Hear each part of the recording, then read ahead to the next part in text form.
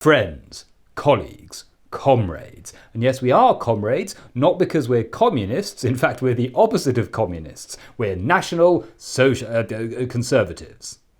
I don't know about you, but when I look at all of the problems facing this country, I think what this place needs is more conservative conferences. This is my second this week. I feel like I'm at Glastonbury, in that nobody here should be allowed anywhere near power. Do you know what this country needs? More babies. We desperately need more babies, otherwise our current young people will turn this place into a cultural, Marxist, wokist utopia. Yes, so we need an army of conservative babies to fight back, in between naps.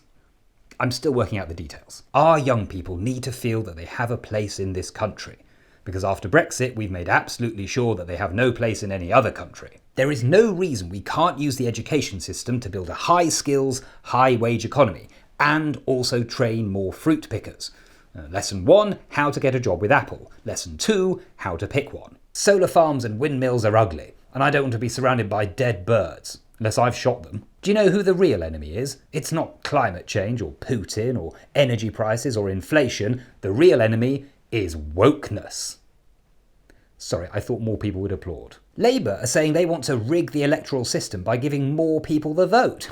Ridiculous. If more people got the vote and all of those votes were counted, then we might not win, and we were born to rule. So, sounds like fraud to me. I don't like the terms voter suppression or gerrymandering. I prefer the terms voter distillation and electorate correction. Just like our feckless children, the electorate has become fat, unhealthy, and unruly. And just like our children, we need to slim it down and knock it into shape.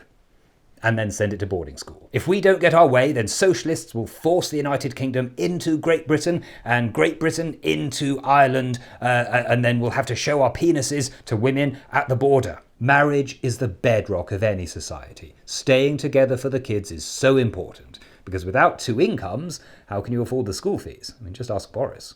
If you believe in independent, self-governing nations, then you're a national conservative. If you believe in celebrating your nation, then you're a national conservative. If you believe that everyone who voted Conservative in 2019 was actually voting for a far-right vision of low taxes, low spending and hyper-nationalism, then you're a national conservative. And no, you can't just have the first 2. Over the last few decades, this country has become obsessed with individuality and money over community and family.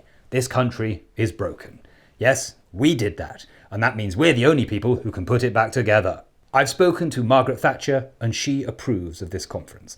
I've spoken to Queen Victoria, and she approves of this conference. I then spoke to Jack the Ripper and Dua Lipa, and they both approve of this conference, but at that point I was asked to leave Madame Tussauds. How much do you love your country? Do you love it enough to tweet abuse at trans people under your own name? Do you love it enough to shout woke at the television every time you see a black person? And most of all, do you love your country enough to take time off from your work to go and shout at people who already agree with you and tell them that they should be talking to people who disagree with them? Well, do you? We should all take inspiration from my favourite line from Gladiator. At my signal, unleash hell. There's nothing wrong with nationalism per se. Just because Germany mucked it up a couple of times doesn't mean we shouldn't love our country. Look, uniforms with armbands are practical, and there should be some way of distinguishing between good people and undesirables.